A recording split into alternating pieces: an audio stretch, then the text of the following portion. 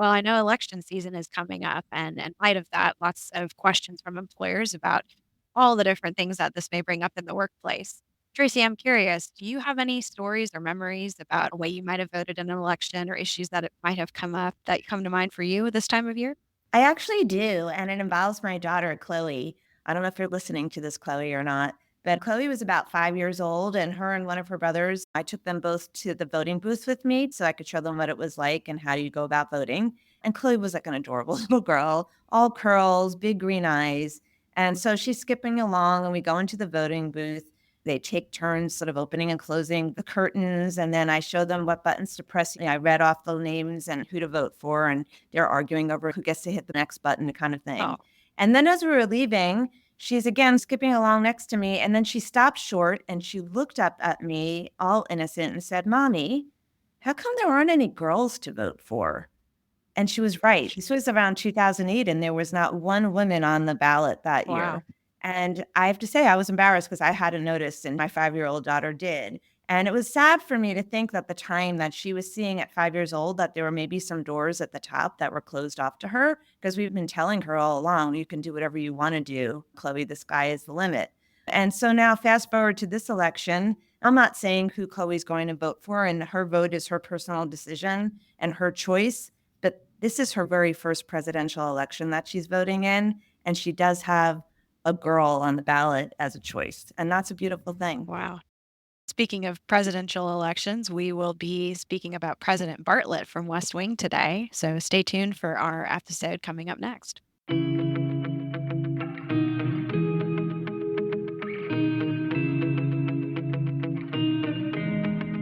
Welcome to Hiring to Firing, the podcast. I'm Tracey Diamond, and I'm here with my partner, Emily Schifter.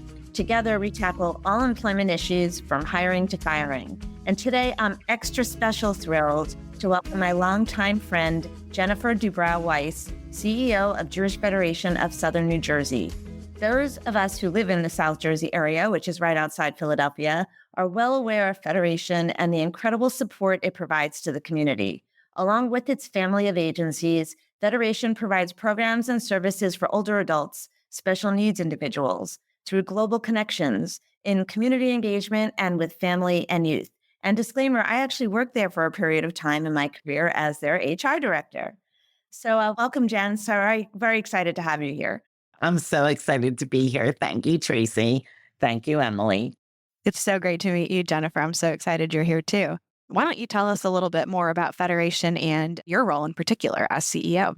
Sure, I am the very proud CEO of the Jewish Federation of Southern New Jersey. We offer every program and service you can think of that strengthens community.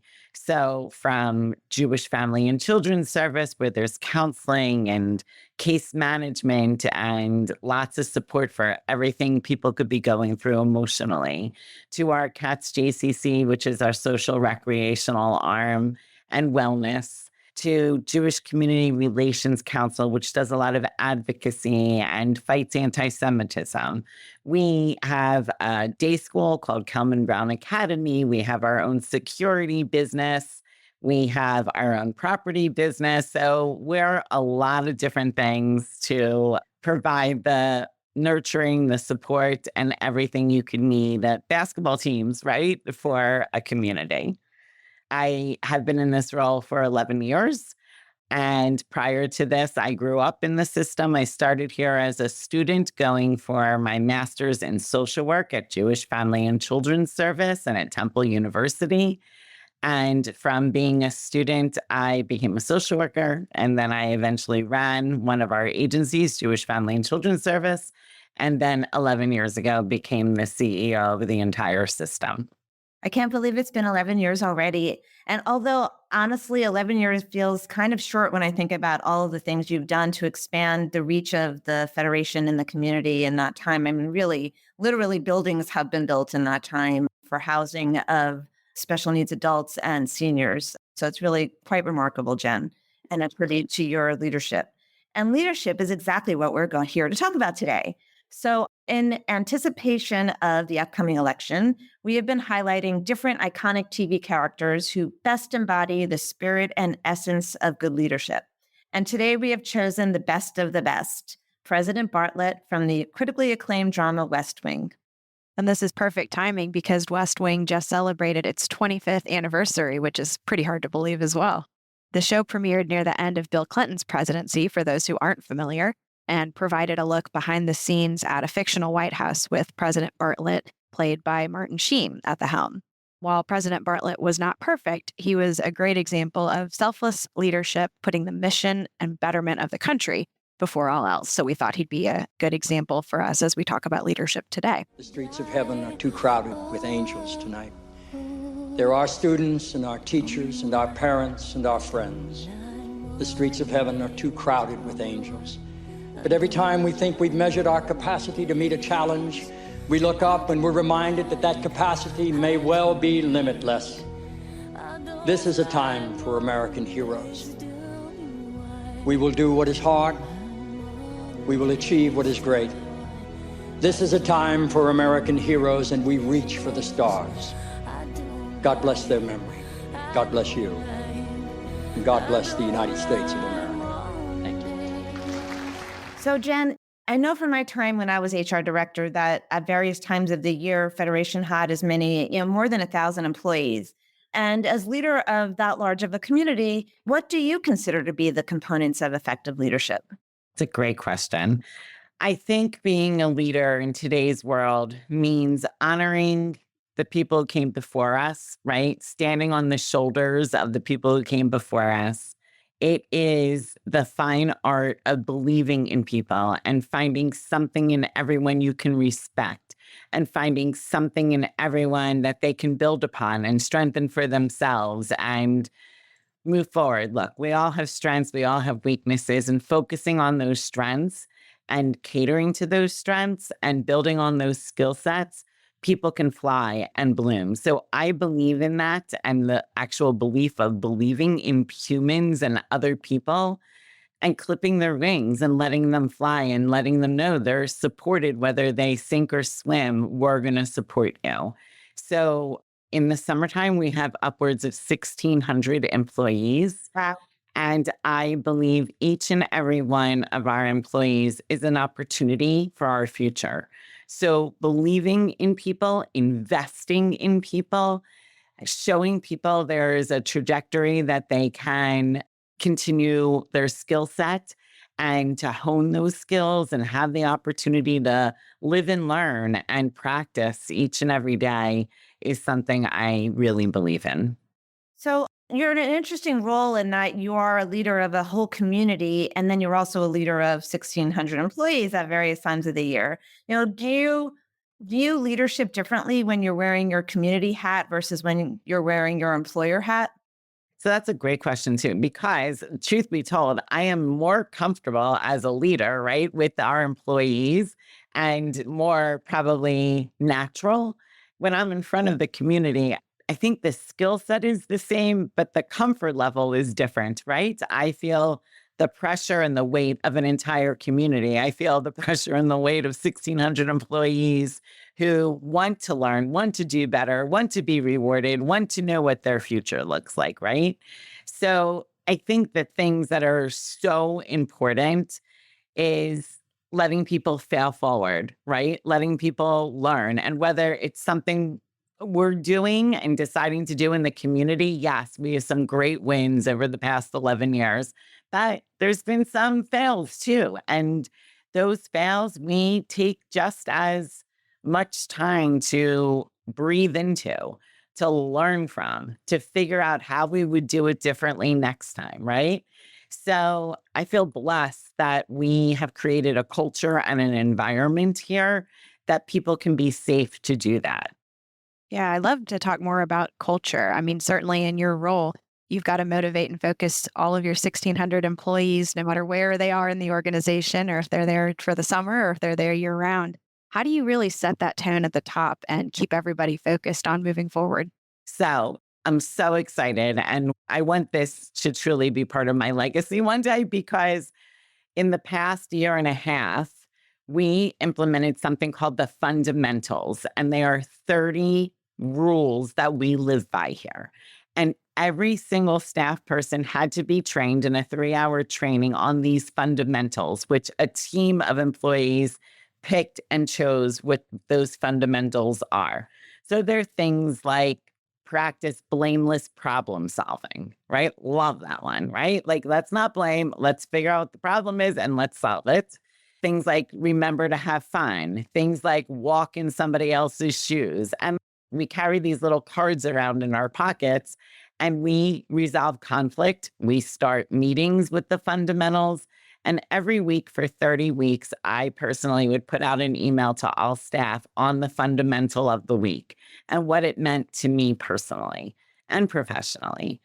And then we've rotated that since its inception to every level of management doing it and line workers doing it. So we all own those fundamentals and use them each and every day. And it has taken all the toxicity, any toxicity that was here, it has removed. And I am so proud of our staff and how they use this each and every day.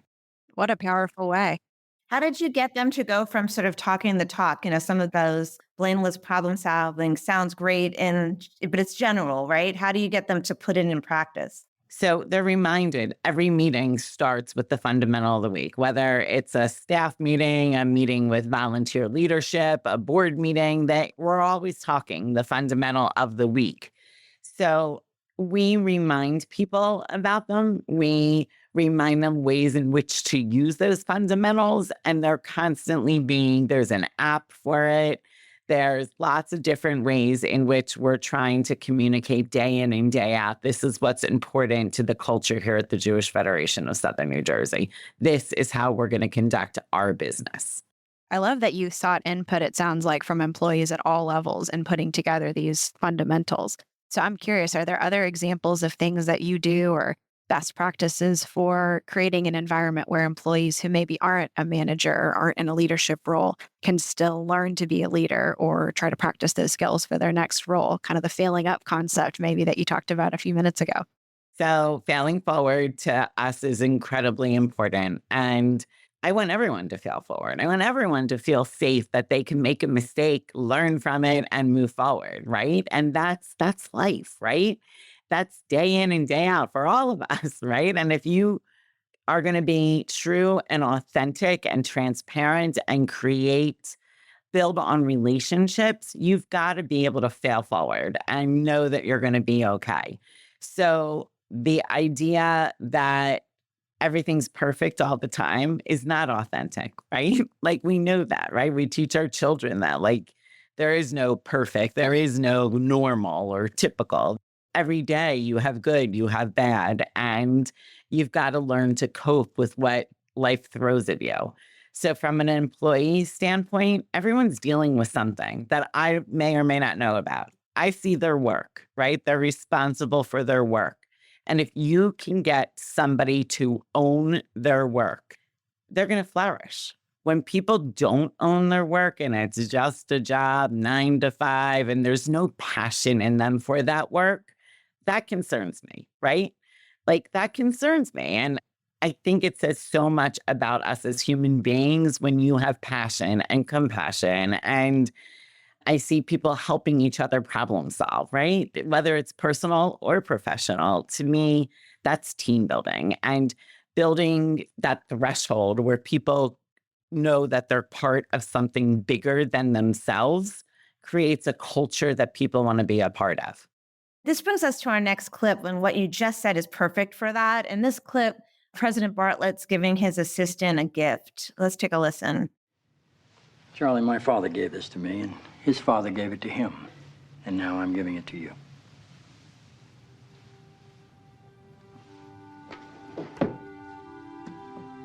Take a look. The fully tapered bolster allows for sharpening the entire edge of the blade. It says PR. I thought I knew them all, but I don't recognize the manufacturer. Yeah, these were made for my family by a Boston silversmith named Paul Revere. Mr. President? I'm proud of you, Charlie. Thank you, sir. it goes right to what you were just saying, Jen, about people feeling like they want to be part of something that's bigger than themselves. Of course, we don't all have Toro Revere, doohickeys sitting around that we can hand off to our employees. But I do think that you, particularly at Federation, are in a position, you have a legacy. It's an organization that's been around for a long time. So you do have the ability to sort of get your employees to buy into the mission. Do you have any sort of tips, though, on how to get employee buy-in? First of all, I find being completely transparent with the employees, telling them this is the problem. Now I need your help to be solution oriented is something. I also think doing for your employees is so important, right? We're a nonprofit. We're not in the business necessarily of bonuses and big raises here. However, I know time is so important to people. So we were open the Friday after Thanksgiving for many years. And I know that's one of my favorite days of the whole year, right? Your kids are home, your family's doing things, right? And you have people in from out of town. And that should be a family day. So we said, okay, we're closing the Friday after Thanksgiving. That's it, right? Like be with your family. And it was unexpected, right? And while it doesn't mean every single staff person, we have staff people who are direct service professionals, home health aides. We have people who work in our gym. So while not everyone may get that day off, they'll get another day. And it's the idea of showing gratitude. And it's the idea of showing not just that you believe in somebody, but that you're grateful. What good is the Jewish Federation of Southern New Jersey if I don't have happy staff whose lives are being cared for so that they can perform their positions in a way that we need them to work up here and perform? Yeah, when I was in HR, that used to come up a lot with inclement weather too. The snow would be falling and people would have to be, of course, there are the essential personnel that you need to have at the building, but then there would be the office workers that would be sitting there not working, staring out the window, wondering how they were going to get home and miserable that they had to go in that day. Right, right. To me, make your own decision. Be where you need to be, right? COVID kind of changed bad weather stuff for us because now everyone can work from home, right? That's true, yeah. So I never want people to worry about driving on ice for their job. Your life is more important and your safety than your job. We have that perspective and that ability to step back and say, oh, that's more important.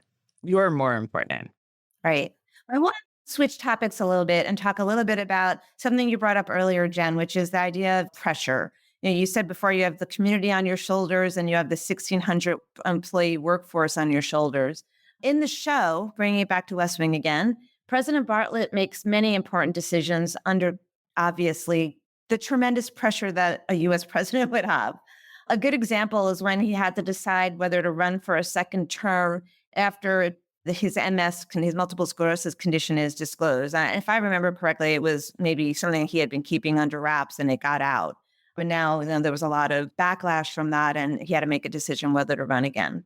Obviously, that's not the same facts as what you go through in terms of pressure, Jen, but the concept of making decisions under pressure is a good one. Is there a time when you felt that pressure and how do you manage it? That's so funny. Is there a time I don't feel that pressure? Is more like it. And part of that is what I do to myself, right? It's not necessarily always external, but some of it is what I do to me, right? So I feel that I am somebody who likes to build consensus. I am somebody who wants to be a relationship builder. So yes, there are many times where I think we're headed is somebody comes from left field and is like, no, you're not going to go there and you're not going to do that. And then that takes a lot out of a leader, right? Like, I don't think people know, and it's lonely, guys. There are so many moments in a day that it's lonely that I can't really share what I'm thinking with the staff. I want them to be upbeat and, moving forward at all times. And you keep those uglies and that pressure to yourself. And it's very difficult. So I definitely feel those pressures. And sometimes when other people make mistakes, I'm going to own it because they're part of us, right? And when you own that, there's a lot of fallout from things at times that is completely, and I know, out of my control. All of that being said, I am who I am and I feel it regardless, right? And want it to be right. Yeah. I think the discussion of pressure and how it can be lonely at the top leads perfectly into our next clip. President Bartlett had to make decisions that involved ethical dilemmas or maybe were unpopular or difficult. So in this next clip, we'll listen to his chief of staff, Leo McGarry, speaking on behalf of the president, talking about a new strategy of the president's with senior staff. Listen up. Our ground game isn't working. We're going to put the ball in the air. If we're going to walk into walls, I want us running into them full speed. What are you saying? Or you can start by telling the Hill the president's named his nominees to the FEC. And we're going to lose some of these battles. And we might even lose the White House. But we're not going to be threatened by issues. We're going to put them front and center. We're going to raise the level of public debate in this country. And let that be our legacy. That sound all right to you, Josh? I serve at the pleasure of the President of the United States. Yeah? I serve at the pleasure of the President. I serve at the pleasure of President Bartlett. Toby? I serve at the pleasure of the President.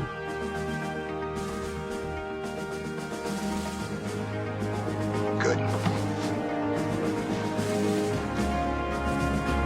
Let's get in the game.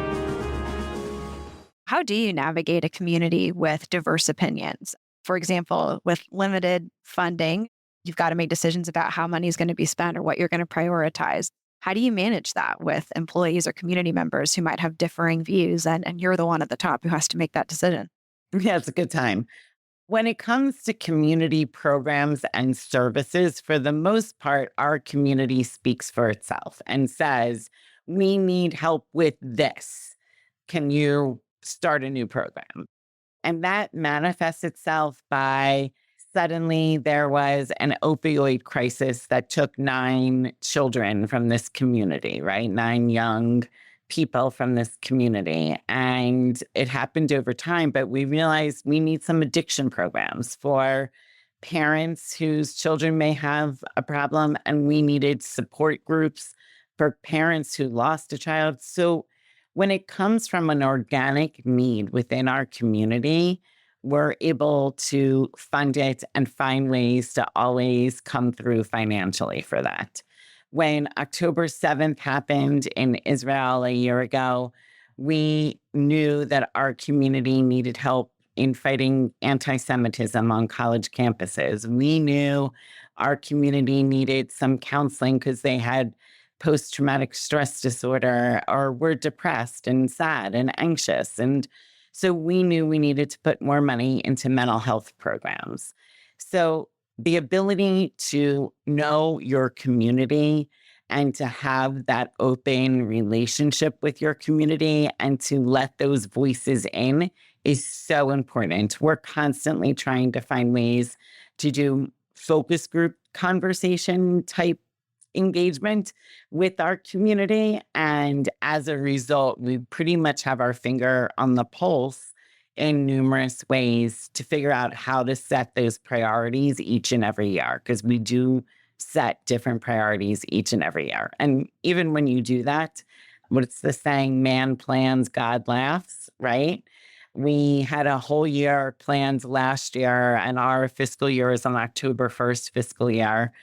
And you can imagine everything had to change as of October 7th, and our priorities and where we shifted education and advocacy and fundraising to looked very different than what we thought it was going to be on October 1st.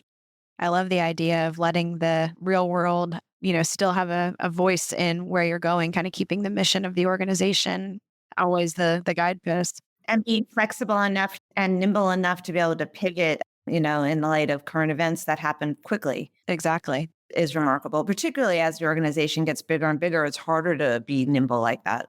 Yeah, sometimes it's like turning a cruise ship around in a bathtub, right? So we find a way. So you mentioned earlier, Jen, about making mistakes. And certainly as a leader, it sounds like you're very great at taking accountability for your team, even if it wasn't necessarily your mistake. But what about when a leader makes a mistake or feels like they made a mistake? Do you have any advice on how to recover and learn from it in that situation? Oh, yeah. I make mistakes every single day of my life, right? And I will be also the first to say, oh, I'm sorry. And I own that mistake, right? I shouldn't have, I misunderstood whatever it is I need to do to own the mistake on my own. I do it. And I feel this is such an important life lesson to own our mistakes. I believe you have to own it, you have to apologize for it, and you have to move forward. So if you get stuck, and of course, there are moments where I am so stuck in the mistake I just made, and no one's going to be harder on me than I'm going to be on myself, right? And I get in my own head, right? Over and over and over again, beating myself up. But at some point, I have to flip that switch and say, okay, now it's time to move forward and keep going.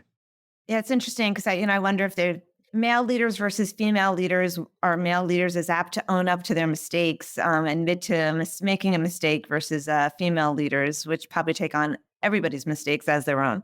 So, It's a whole nother podcast. right.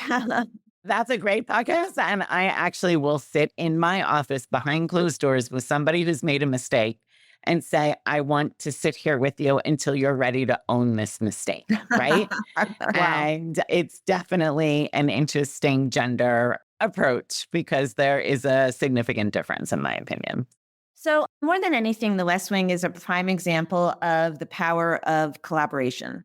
Collaboration is super important in a not-for-profit like Federation. How do you foster a collaborative environment, and how do you empower your employees to express their ideas freely and take ownership of their roles and responsibilities? Something we've talked about a little bit earlier on, but like, how do you get there? So this is both bottom up and top down, in my opinion. I think you have to continuously set the expectations and role model for the entire staff, right? Because it's myself with all the directors of all of our agencies having lunch together once a week. We have lunch together once a week. We can't all make it every time, but it's so important and became part of the culture. So do I think the entire staff knows we do that? Probably not. But I do know that hundreds of staff know we have lunch together once a week. From the bottom up, we create opportunities, holiday parties. When you build on things you have in common with others, right? This is also a life lesson. When you build on those commonalities and not the differences, sometimes the differences become the blessing, like the silver lining when people start working together on something that's bringing them together, a holiday party or a blood drive or some kind of something for the community. They rise above their specific silo, right? And that's the key, right? You got to get people out of their silos. And once they're out of those silos, they flourish because they see there's a world, something bigger other than what they're doing and their piece of it. This is how it affects Susie, and the Susie affects John, who affects Rhoda, who affects Stephanie, who affects Sarah. And they see that their piece is something bigger than what they thought they were doing day in and day out. And that builds collaboration. And that having experience after experience in that realm allows people to say, oh, if I'm a personal trainer in the gym and I'm working with somebody who looks like nourishment and food may be a problem, did you know we have a food pantry down the hall in this part of the building? Did you know we have a therapist you can talk to? So it's that cross training and giving the personal trainers a tour of a food pantry so that they can help build those collaborations. And the key to independence for everyone is knowing your resources. So if the staff know those resources, they can help be ambassadors for something bigger. Yeah, I would also add, because I don't think you would say this, Jen, because you're too modest, but it's authenticity too, being an authentic leader. And you are one of the most authentic leaders I know, and kind of giving of yourself to the position and to your staff so that they see you not just as CEO, top leader person, but an actual person with opinions and happiness and emotions, happiness, sadness, and your own investment in the mission and the people. And I think that that's very catchy. Well, thank you. If I can't be authentic, it's not going to work for me, right? Like it has to feel authentic, whether I'm asking for a donation, whether I'm asking somebody to do something. If it doesn't feel good to me or doesn't feel right by me, it's not going to work. I love the setting the tone at the top. That really, really does mesh in well with President Bartlett and our West Wing focus. He's a great example of that. So I know we talked a little bit before about adapting to changing circumstances. We've got one more clip where that's exactly something that President Bartlett had to do. He just won in our next clip the Illinois primary, but instead of going to his victory celebration, he ended up following Josh Lyman to the airport where Lyman was waiting for a flight to New York after learning that his father died. Let's take a listen. Sir, not that I don't appreciate your having come down here, but there's a ballroom full of people waiting for a victory speech. No way. Yeah, they will, but the people watching television won't. I've been a real jackass to you, Jess. Oh, To everybody. Toby Ziegler, C.J. Craig, Sam Seaborn. yeah. Don't think I don't know what you gave up to work for this campaign, and don't think I don't know your value. And I'll never make you think I don't again. You gotta be a little impressed I got those names right just now. Delta Airlines Flight 175 to Kennedy International, now boarding at gate 56. You want me to go with you? Flight 175 to Kennedy Go with me? International, Maybe you want now some boarding company at on the gate plane. I 56. can get a ticket and go with you. Governor, California. You have to go to the ballroom and give a victory speech in prime time and go to California. I guess you're right. You guess? I'm right. Listen to me, Governor. If you don't lose this election, it isn't going to be because you didn't try hard enough. It was nice of you to ask. Thank you, I appreciate it. Delta Airlines Flight 175 to Kennedy International, calling now it. boarding at gate 56. It's gonna be all right. He's gonna be fine. Good.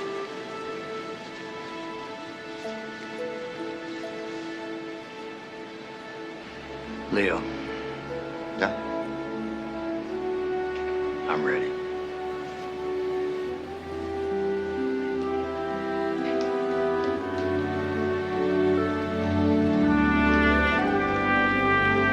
Tonight, what began at the Commons in Concord, Massachusetts, as an alliance of farmers and workers, of cobblers and tinsmiths, of statesmen and students, of mothers and wives, of men and boys, lives 2 centuries later as America. My name is Josiah Bartlett, and I accept your nomination for the presidency of the United States. We talked about sometimes when you've had to pivot, and it sounds like one of the biggest ways you've kept your workforce pointed in the right direction was reminding them to focus on the mission. But what other tips do you have for situations where you're having to change course rapidly? And how do you, as the leader, keep everybody motivated? Every day there's a pivot, right? So every day in every plan, there's always something that requires tweaking or some type of a smaller pivot, right? Right. COVID was a huge pivot. And COVID was a huge pivot financially, in terms of our programs and services, in terms of how people were going to work and where they were going to work from. That was huge. I think the thing from a leadership standpoint that's so important is to let everyone know you don't have it all figured out. You don't have the crystal ball in front of you. But what you are going to do is support them, right? And to allow them to feel this is coming your way. It may be today, it might be tomorrow, it might be next week, but we're going to figure it out together. And nobody is alone in having to figure it out for themselves. So I think pivoting, it's a great exercise, right? It's not great to have a COVID, right? Like that's a lot, right? But to learn how to cope with change is so important. And to give people permission to, it's okay to be afraid. I might be a little afraid too, but we're going to take this risk together. And I'm going to hold your hand, or I'm going to push you up that hill, or I'm going to cheer you on as you go, whatever that individual needs. And from that belief in them, they're going to pass that on to somebody else in a different department. I believe in you. I want what's best for you. This is how you need to approach this problem. So it all trickles down from the top. Yeah. Yeah, back to that authenticity. That's really what I want for everybody. Well, listen, Jen, it's been a pleasure to have you on our show today. We really want to thank you for taking the time to sit down with us.